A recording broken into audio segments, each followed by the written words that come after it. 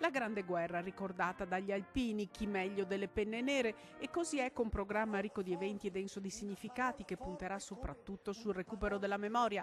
Parola di Carlo Balestra, presidente dell'ANA di Feltre. Gli alpini sono al lavoro da tempo, soprattutto con le scuole, dove portare una lezione di storia diversa che prevede anche visite sui luoghi che l'hanno scritta, come il Monte Grappa.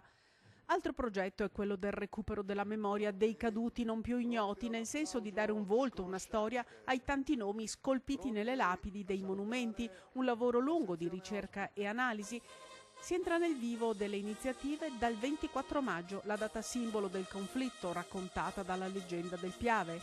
Piave mormorava calmo e placido al passaggio dei primi fanti il 24 maggio.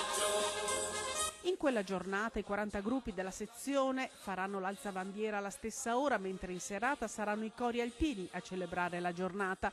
Maggio, mese di date importanti per i volontari dell'ANA, a cominciare dall'appuntamento con la Dunata Nazionale che nel 2015 sarà all'Aquila il giorno 17.